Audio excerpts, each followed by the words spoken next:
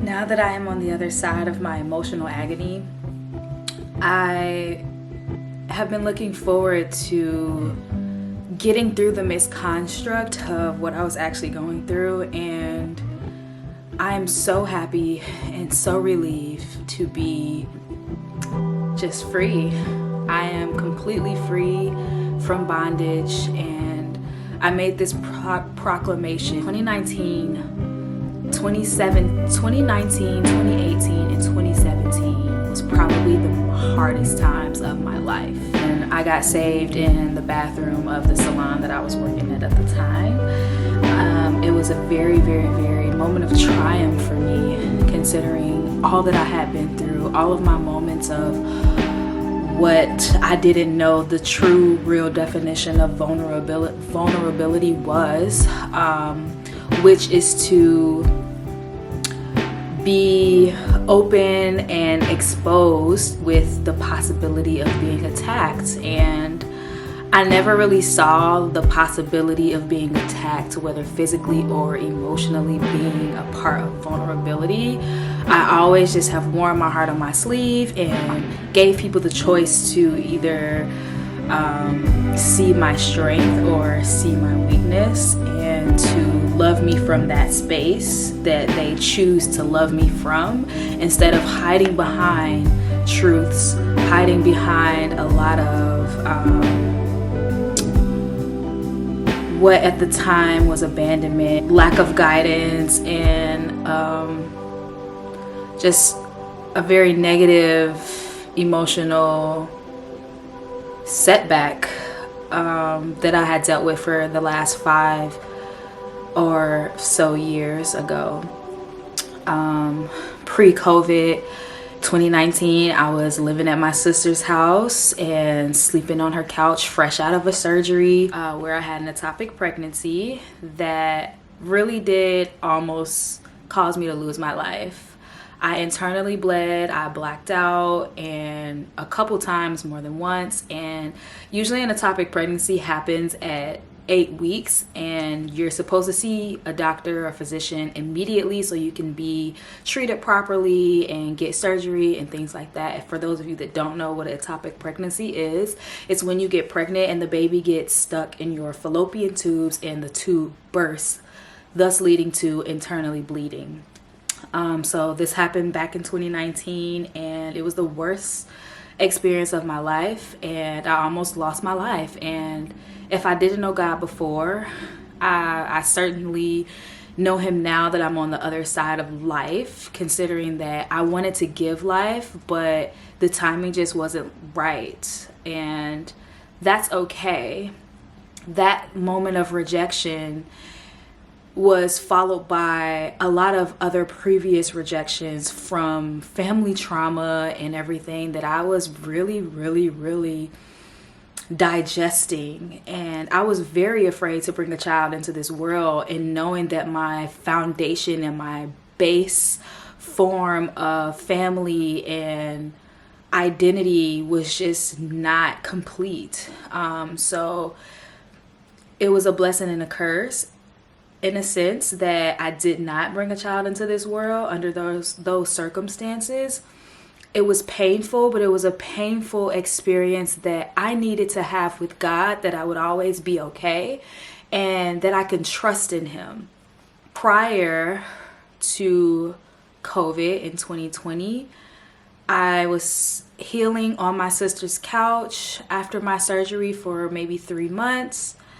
Before I was able to start healing my body by working out. I stopped eating meat. I am now on year 4 of being a vegetarian, and I was ready to kind of just get off of my ass and try to create a life for myself, which I had no idea how to even begin to structure a life After being kicked out of my parents' house early 2019, I was homeless for majority of that year. Before I started living with my sister, I moved to Zimbabwe for 3 months to visit family on a whim because I had nowhere else to go. That was going to be my last and final destination, probably had I not had that ectopic pregnancy. And by the grace of God, I was able to get back home and be seen by a physician.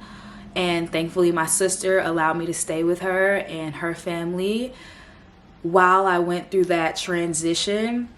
It was a very hard time in my life.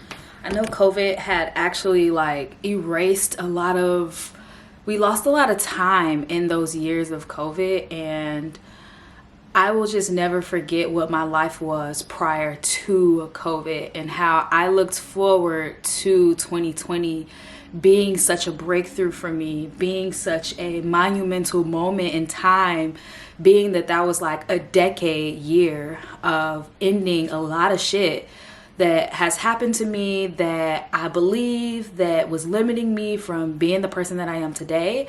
And COVID was honestly just the perfect time for the world to kind of shut down for me to figure out my life, because I didn't have any guidance on where I was going next, how I was going to get there, the time frame or anything. I did not have the traditional upbringing where my parents guided me through schooling and, getting a job after and securing myself, my stability.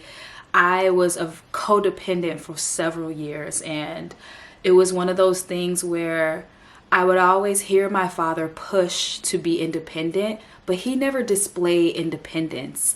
He was very much so a codependent with my mom, and they are still married to this day. And I watched my mom struggle a lot taking care of us on her own. So my idea of even independence was kind of weird. It was very much so warped in my mind what that even looked like, because no one had ever showed me the steps. They only just beat into my brain that I need to be independent. In any moment of codependency I had, I felt very guilty.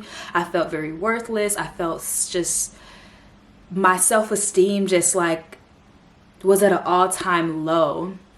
So in 2017, I was kicked out of my parents' house for the very first time, and in that summer of 2017, I signed my first lease to stay in my apartment, which is where I started my YouTube journey, in my studio apartment in Chicago, in South Shore on Jeffrey, 67th and Jeffrey, and it was the most liberating time of my entire life. I was so young. My rent was $800. I was in a small studio. My mattress was on the floor. I had a walk-in closet, and it was the most therapeutic place I have ever created in my life. In that same year, my aunt passed away, who was a very, very vital person in my life. She was the parenting that I never had. She was the nurturing. She was the love that I had never had. And I just loved her so much that being with her as she took her last breath was something that I really had a space of peace in my heart, because she was very ill. She was just very ill, and she was just such a good giver. Her heart was so big, and I feel like I am really blessed to have experienced a woman like her in my life. She is the aunt that I want to be to my nieces and nephews. But before she passed away, she said that I would never be homeless as long as she's on this face of the earth. And of course, moments after passing away, I become homeless in 2017, thus leading me to move into my studio apartment. And when I moved into my studio apartment, I had no connection to my parents. They washed their hands of me. I never really mended or consoled with them after my aunt passed away.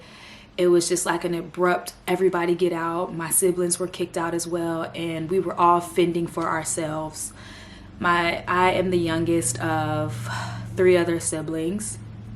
two of my siblings who are closer in age to me, well, not closer in age, but my brother and my sister who were put out of the house with me, we were all fending for our lives, and we were couch hopping, we were house hopping individually. My sister and I stayed together. My brother was doing his own thing, figuring out where he could stay, and essentially it just really broke us because we were having such a hard time trying to survive that it broke the dynamic of a family very early on. My brother would come and stay with me every once in a while. He was really adamant on moving to LA and starting his life there, and that is where he is to this day. In 2017, my sister and I moved in with a family relative and who owned a building, and he lived there alone, and we thought this is perfect for us to just kind of figure things out. And moments later, they were asking us, when were we leaving? Like, what is our plans? And there was literally no time to heal. There was no time to figure anything out. It was always just like a push here and push there.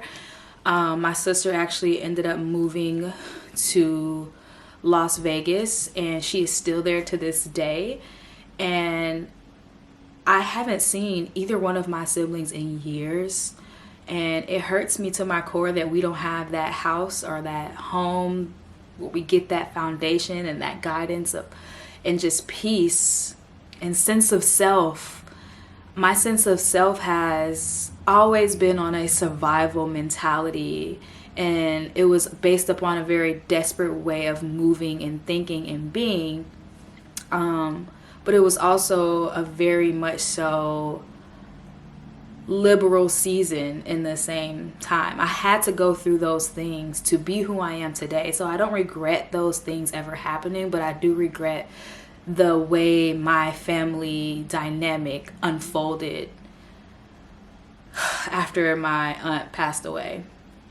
2017 was a really different year being an adult and not having my family come after me or looking for me or checking for me. It was one of those things where I would get on Instagram and I would see people getting together for the holidays, and I would be terribly sad. And, you know, I would have moments of just deep sorrow because I'm alone on a time where I feel like family should be gathering, family should be everything that everyone else has, and I just wasn't having those experiences. A lot of my friends would go away, went away for school. A lot of my peers went away for school, and they would come home and be with their families. They weren't always trying to hang out. They weren't always trying to be in the streets like how I was. And like,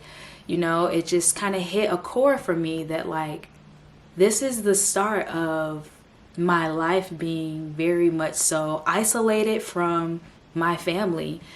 I didn't have 4 years of college to figure out my life and to have my family support in where my life is going to go. I literally was figuring things out as I went along. I graduated from beauty school in 2015, so I was literally only out of school for 2 years, which was only a year-long program, before I could start saving, being an adult, and getting my parents' guidance in doing so. And in my studio apartment, I would literally just meditate all the time. Every single day, I was training my mind to think differently and to be different and to obtain different instead of those traumatic memories of my parents getting rid of me and feeling like the burden in their lives, and you know, always feeling as though they never wanted to help me or they had no interest in how I was surviving or sustaining a life for myself. And you know, I would often reach out to just a good time, the streets, the club, men. Like, I didn't have any bit of a horror phase, but I definitely did not have a heart for people. And I was very hard. I didn't care about friendships because I didn't have the time to sustain them. I didn't have the capacity to empathize with other people because I was too busy empathizing for myself and my own situation. I was very much so in a selfish place because I was so hurt. I was all that I had. So there was a lot of room there for me to heal in that time and in that space. 2018, the summer of 2018, I left my studio apartment, being that I was only a hairstylist for maybe about a year because I did not like get out of hair school working immediately. 2016, I wasn't working at all.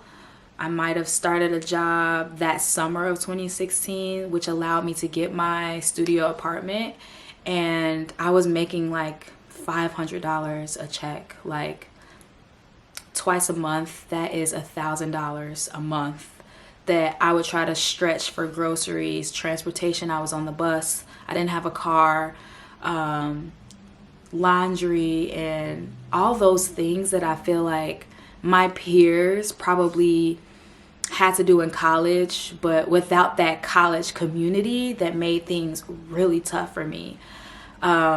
So at the end of 2018 summer, I moved out of that apartment and my parents let me come back into their house, and they were not happy that I came back.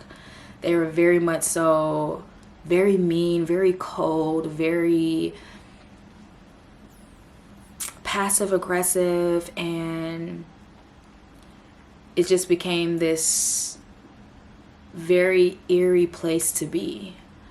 And we never revisited why I was kicked out in the first place. We never talked about it as a family. We never mended it. We never healed it. We never saw each other's point of views.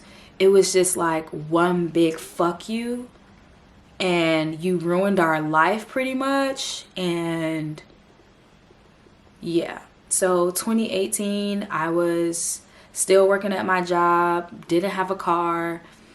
I was staying in my parents' basement, and I decided to turn it into like a salon space and start focusing on hair extensions more, micro links to be more specific, which I still do to this day. And that was the beginning of my entrepreneurial journey. I knew that I wanted to be an entrepreneur from the jump. From the moment I started doing hair, I knew I wanted to be an entrepreneur. And that's why I chose a career, because I wanted to pay myself. I wanted to make my dollars count. Like, I wanted to be my own boss, essentially, because that is what I saw my father kind of do without the actual profitable aspect of it. He was very creative. He was very innovative with things and ideas and plans he wanted to put together, but he did not sustain a life for his family outside of doing that. So thus, just having my mom as my only support, she really wasn't there mentally to raise me in the way that I needed to be, or bring me up in the way that I needed to be, because she was very much so a full-time working mom. She worked so much throughout my entire life that there were moments where I didn't see her. There were moments where I just literally had to figure things out, or my siblings had to figure things out for me, or, they were kind of doing their own thing. There was a period where it was just me and my mom in the house, and my dad was not there because he was living in another country, trying to, I guess, sustain a life for himself or sustain a life for us. I really don't know. Like, there's a lot of gray areas about my parents that I don't know wholly what the truth is, which I feel like has factored into a lot of my healing also, just kind of being in the dark about what the foundation of my parents were, like what they had, or their ability to, I don't know, stay married, or just things like that. And when I moved back home, I didn't feel any sense of relief. I still felt like there was this urgency for me to leave. So I was still like on this tightrope of like never trying to be there. And during the winter of 2019 is when things started to get a little bit weird. My aunt passed away a year prior, and that woman raised my father since he was a child. And I didn't know much of a life with his biological mother because he wasn't raised by her. So a lot of my upbringing and understanding was from a different perspective than what his mother would have been in his life had he grown up with her. So she actually moved in with us. His biological mother, which is my Nana, moved into our house. And what a experience to see that was also very traumatic, because it was two dynamics that were trying to understand one another, and one manipulating the other, and all hell breaking loose on a regular basis. It was very much so manipulative. It was a lot of greed involved, and it was just a very scary thing to see and not have any voice in, which is also a lot of my upbringing, not having a voice in things. And in the Black community, I feel like that's a huge thing. So the spring of 2019 is when my father actually kicked me out of their house, and my mother thereafter did the same thing. And it was way worse than the very first time back in 2017 when they kicked me out, because I was literally shunned. They took me to court. They testified against me. They had a statement of just random things that I never did so that I would stay away from their home, because in the city that they lived in, they passed a law that you cannot kick someone out, because that city didn't want a bunch of homeless teenagers or just homeless people in general living there. If my ID says that I live there, then that is where I'm supposed to be. So for them to legally put me out, they had to basically say that I was trespassing and take me to court to pretty much evict me out of their home. And it was a very scary, trying time, because the police came and they were ordering me to either stay or leave, depending on my comfortability level and how irate my father was about the police being there, and why I'm not just leaving I couldn't leave without my things, and things just got really ugly. And that's when it was just me in the house. My sister wasn't there. She had already moved to Vegas 2 years prior. My brother wasn't there. He had already moved to LA 2 years prior. So it is just me in the home. And I feel like I had no support, no voice, no anything. And it was just like, the people who I'm looking to guide me, love me, and help me in this life completely abandoned me. So after that moment happened for the second time, my trust level for people was very, very, very, very minute. It was diminished so much that I couldn't even think about a relationship. I couldn't think about friends or anything of that nature. There was one day I had came home from a very successful event. It was the Black Women's Expo event that happens in Chicago every year. It's at the McCormick Place, and I was hired as an independent contractor by this brand to kind of be like a brand ambassador. They let me put my hair extensions on their table, and it was just such a impactful moment for me in my career. I mean, looking back at it now, it was like, not that crazy, but like they paid me to be there every single day. The expo was like 3 or 4 days, and they paid me every single day that I was there to put makeup on people. And, I felt like that was just such an empowering moment for me, because my name is getting out there. I'm using my license and I'm just doing what I love. And in that same week of getting that confirmation, was the same day that I was like taking clients as a freelancer. So I would go downtown and take clients at their house, and I was working with this agency that would send me to events and to people's homes and things like that. And I also was working with another brand who was hosting a class. I was just like the most everything at my fingertips as a hairstylist, but my personal life was so tormented and in turmoil all the time that no one ever knew that like who I truly was and what I was truly going through, because on the outside I had always been such a outgoing firecracker of a person. I got home from one of these events and I was talking on the porch to one of my friends, seeing what they were doing because I wanted to hang out. And my father, who never left the house, was in his office that was adjacent to the front of our house.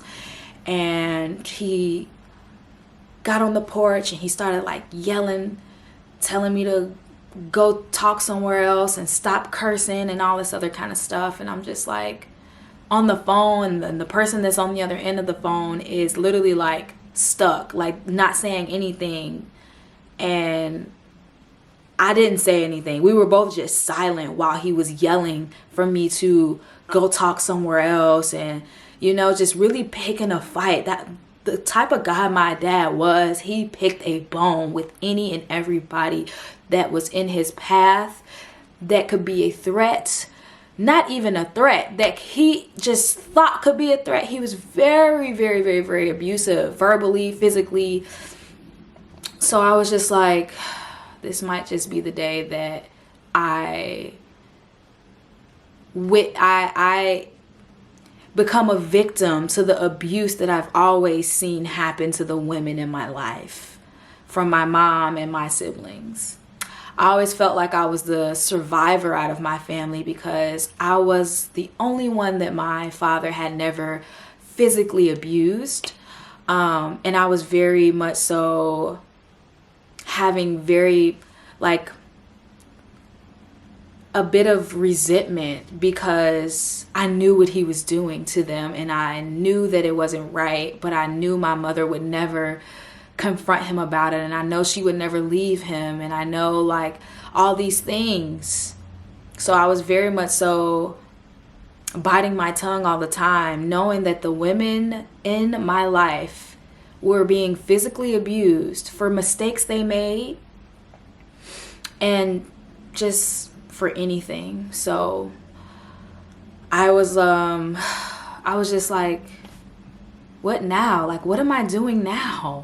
Like, I'm just having a conversation on the phone, like, and he looked me dead in my face and said, we gonna get you out of here. We gonna work on getting you out of here. And I was like, again? Like, I just got here. Like, are you seriously? Like, my mom wasn't there. Like I said, she was always working. Never saw my mom. She was always at work. So it was just like, I just called my brother and said, this is what's going on. And he said, don't call mom. Do not ruin her day with what he got going on. Just leave it alone. Let it blow over. Yada, yada, yada. I said, okay. My mom gets home moments after. Before my mom got home, something told me to pack a bag. Because I just felt in my heart that I was on fight or flight mode at that point. Like, he was just so abusive that I just knew he would take things to the next level once my mom got into the picture, and he could manipulate her into thinking that I have done the worst. So I packed my bags, and I was in the basement at the time. So I packed my bags, and my mom comes home, and she goes back there, and my dad is just like telling her all these things. You know what she told me? She told me she ain't gotta, this is her house. She live here too. And I'm like, I very much so said those things, but like, you're saying it in these manipulative ways to make it seem like I was in your face pointing my finger and like belittling you and like all this stuff. Like I remember it like it was yesterday, because he was painting a picture of me that was just so horrible. And my mom believed him. Like she believes everything he does, everything he says. And I was just so shocked that like they wanted to get rid of me that bad, that they didn't care about my future. They didn't care about what I was doing, how I was doing it. Like they just didn't care. So my mom comes up to me and she's like, you heard him. Go ahead and get your stuff. I was like, wow, you're not even gonna ask. You're not even gonna.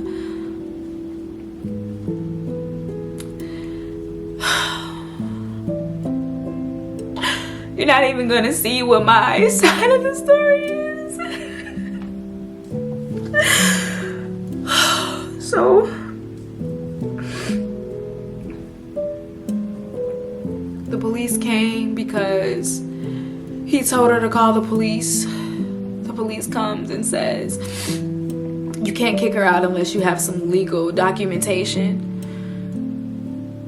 So I slept on pins and needles that night, listening to him rag on me to friends that knew me, friends of our family that knew me, friends of fathers that I went to school with, like say like, oh yeah, she lost that apartment. And like,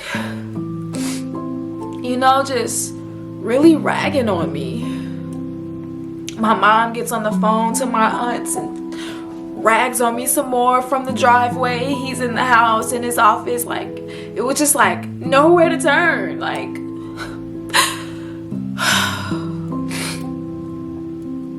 so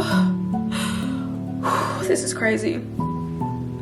I was just existing, calling my siblings and telling them how scared I was and how crazy it is. And like, they just had nothing to say because they've been there.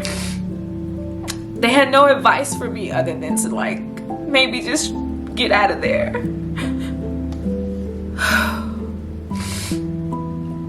So the very next day, my mom went to work.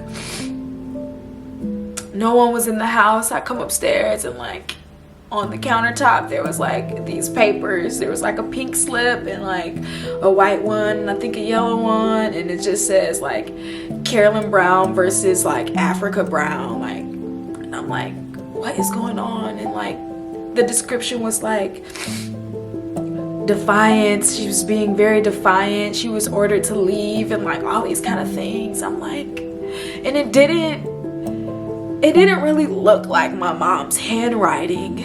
It looked like his. And I'm like, why would my mom testify against me? And she wasn't even here. So I was just like, why are they doing this behind my back? Like, not even telling me, like, giving me some time to prepare myself, or like, I had no idea what was going on. It was the most traumatic time of my life. Like, I was literally trembling, like teeth chattering, like,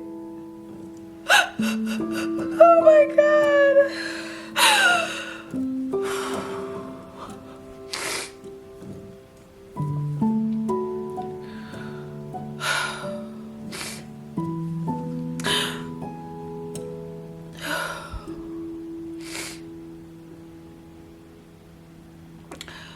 So I want to say that same day, I hear my dad talking on the phone to someone, just talking about my sister and how like he would put her in a body bag after he like abused her, and like it was just like, why does he hate us so much? Oh God. Oh God. And I like went upstairs because I was so infuriated. And I'm like, I busted the door and I'm like, I can hear everything you're saying.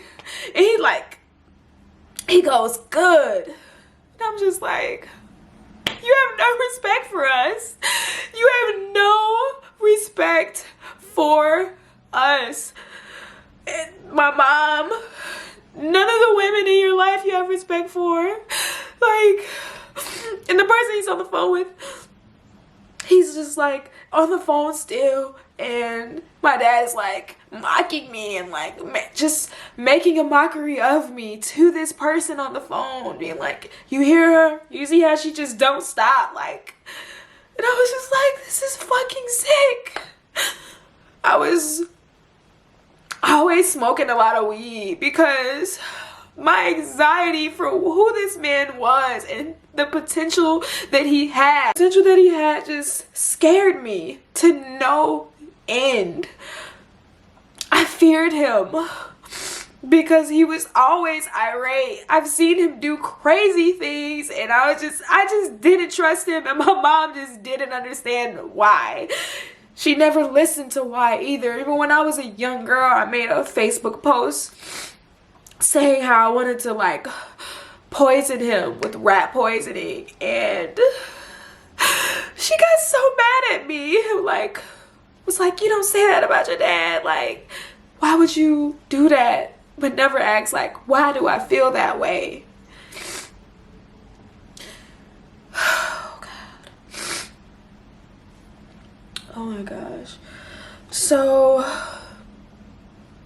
I leave the house that day and just like go take a walk, because there was a park across the street from our house that I always smoked at, and I just kind of walked around outside trying to like just cool myself off.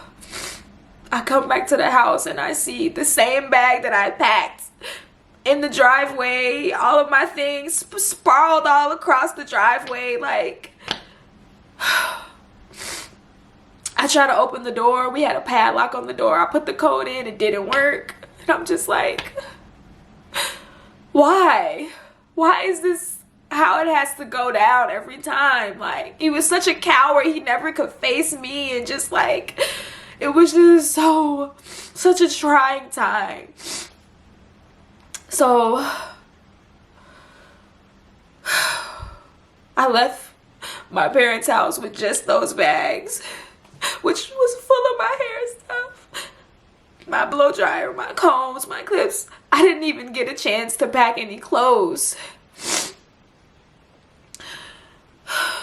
And then I was met with a saving grace, because across the street from my house was my godmom, who I hadn't seen in years, who she knew the type of man my dad was before I was born, when I was a young girl. She knew what my mom was dealing with for years of my life. And I saw her across the street, and like, she just like shook her head, because she just knew. Like, I hadn't seen her in forever, but she knew just looking at me the disarray that I was in and how it was caused. So she like looks at the driveway and she's like, let's go get your stuff. And then there was like a brick I had in my hand I picked up as I was walking up the driveway, because I was gonna burst the window open, and she said, you know your mom is gonna have to pay for that. You know that's gonna be a burden on her if you do that. So I put the brick down and I went with her, and we sat in the car in front of our house. She called my mom a million times. She never answered. My sister comes, my oldest sister. I'm the youngest of three, so I have an older sister who was married. She has 4 kids. She lives with her husband, like, and she comes and she's like, Dad told me to come over here because you was showing your ass. And I was just like, not even am I okay, not even let me go inside the house and get the rest of your things so we can figure out where you're gonna go or how we're gonna get through this. She just like threw it in my face. And I hadn't been back there since that day. I stayed at my aunt's house. No, I stayed at my godmother's house, awaiting for this court date that I was just like flabbergasted that I had. I was waiting for this court date. I got served the papers at my godmother's house. Still hadn't talked to my mom. Still hadn't heard from my mom. So I get served the papers. Still don't have any of my things. I'm rotating the same clothes. The opportunity for the Black Women's Expo that I had was that following week. I had no idea how I was going to get there. I had no idea how I was going to do anything, but I knew that I was going to make this opportunity be the best experience that I ever had. I always kind of put work in the forefront of everything that I have ever experienced. This industry has molded me in ways that like I really can't explain. It gave me a crazy hustle. So there I was at my godmother's house, begging, hoping, and pleading that I'll be able to get the rest of my things from my parents' house. My mom was uninterested in getting them for me and bringing them and creating some type of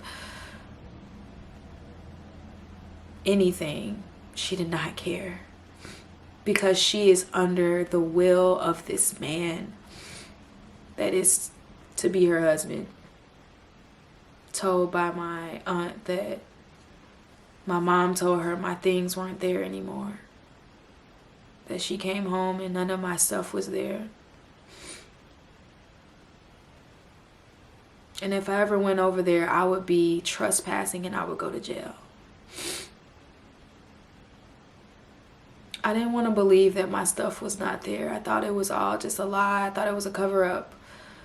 But my brother came to town one day because my mom suddenly ended up in the hospital. He came to town and he was like, I'm going to come pick you up because no one's there and you can get your things.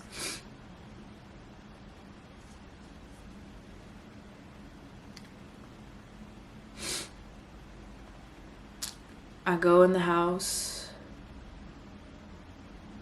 after the struggle of getting inside, but he opened the door and none of my things were there.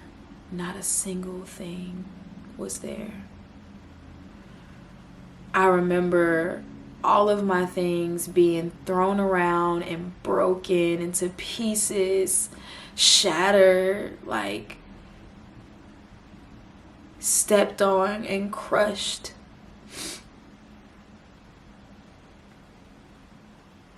When I snuck in the window to get some items the day after going to my godmom's house, a friend of mine brought me over there and no one was there. Thankfully, no one was there. I crawled through the window to the basement of my room, and as soon as my feet hit the floor, I heard an echo. None of my things were there.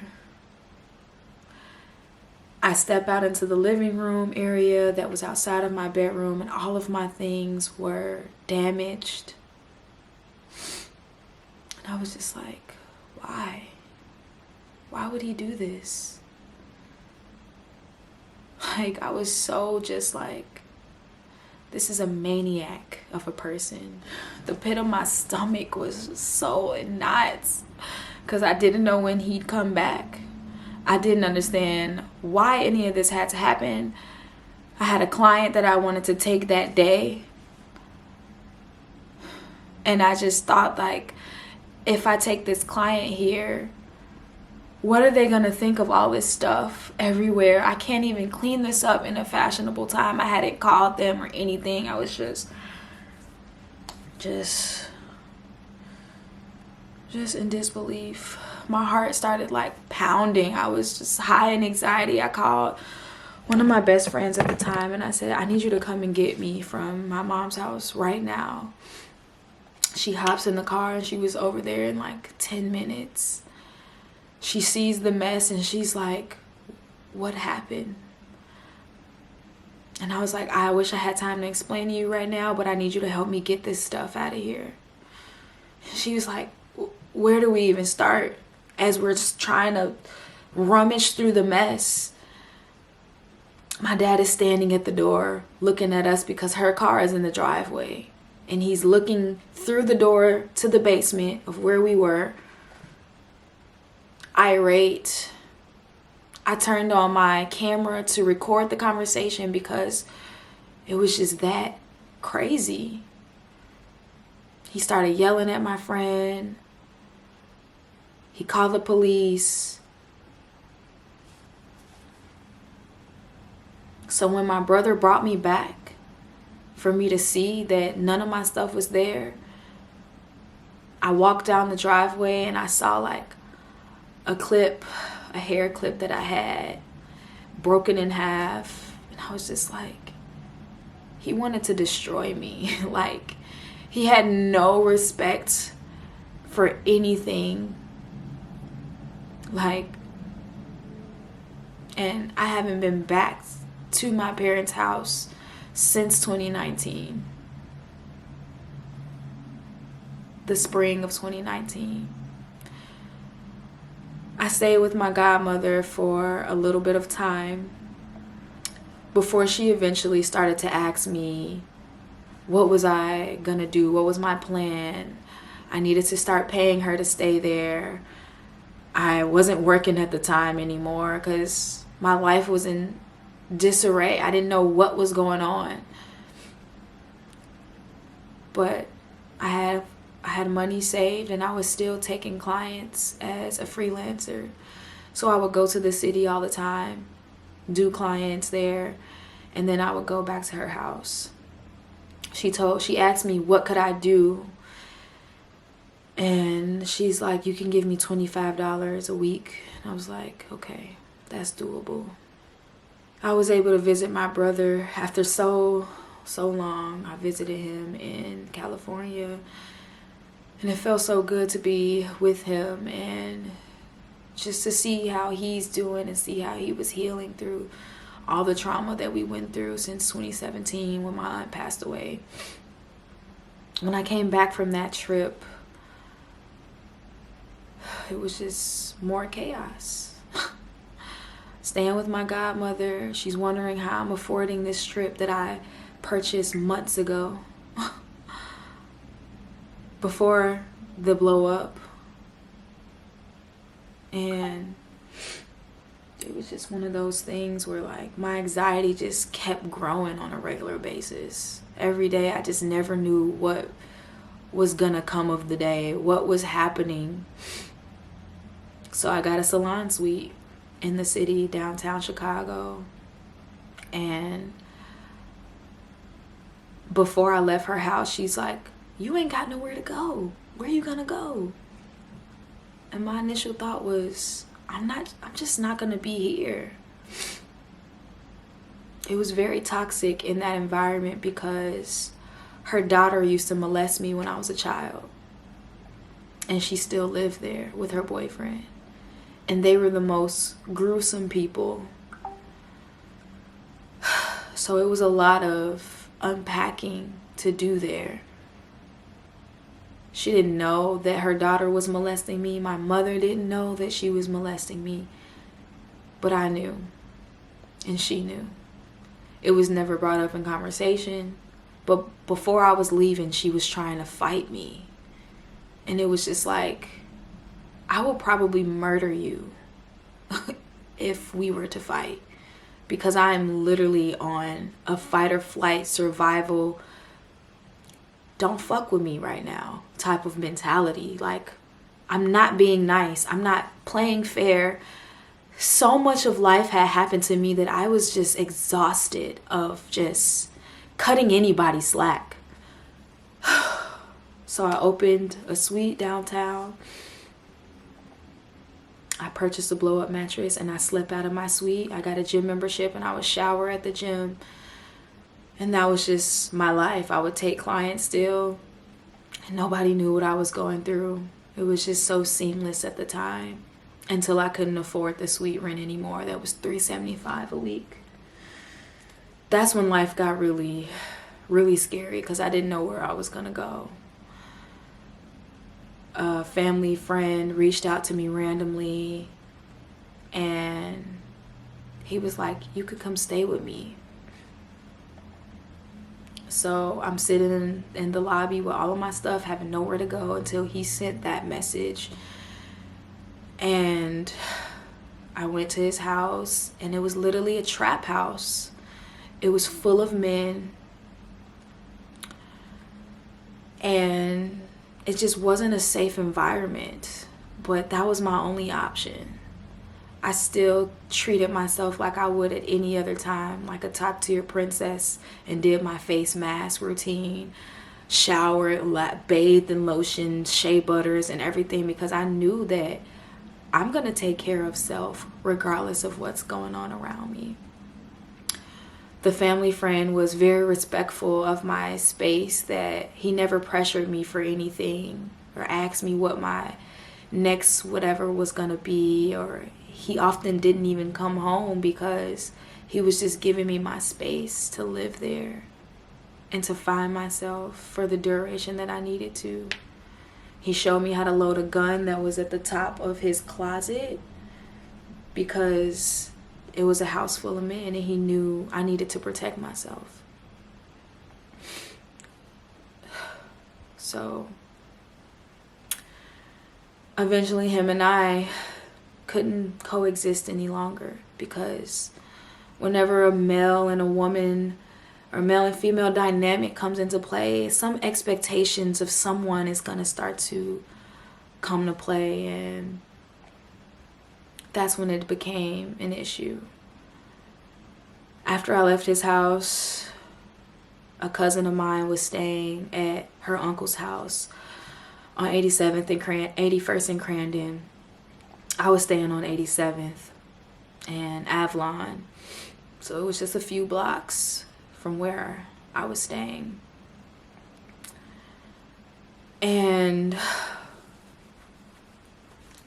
I ended up staying there with her, never telling her uncle why I was there, what's been going on. It just never seemed like a right time. I was so embarrassed, until he saw my things there, and he's like, is that all your stuff down in the basement? And I was like, yeah. He's like, well, that's all he said, and he just walked off. And my chest was like pounding. And over time, I saw him become more aggravated with me and more frustrated with me. But he wasn't like that with my cousin. That relative, even though he was her uncle and he wasn't mine, was a very wise, generous man. He had known me for a long time, since I was a kid. Even though I didn't grow up around him, he knew me and he knew my family. My cousin was getting ready to go to Zimbabwe, where her dad lives. In a few weeks, I was going to be figuring out again where to go and what to do. I had no stable income. I was just like, wow, until an opportunity came. Another independent contract with Dyson fell into my lap. They were showcasing their new tool, the Air Wrap, and the Dyson blow dryer. And they had like a convention, and they had like a booth at this huge convention that was going on, and I was showcasing that, and they paid me. And I was like, okay, God, you still here. You're still abundant. You're still working. You're still listening. I was still trusting in God regardless. So as my cousin was preparing to go to Zimbabwe, my uncle was like, or her uncle, his name is Uncle Steve, was like, I'm gonna send you too. I think it would be great if you went there. I'm gonna end this vlog here, and I just want to thank you guys for listening, being so patient, and I will continue with the part 2 in the next vlog. If you are new here, hi, welcome. My name is Africa, and this is a new beginning. This is a new journey that I am very thankful to be on. If you're a returning subscriber, thank you for always being here. Bye.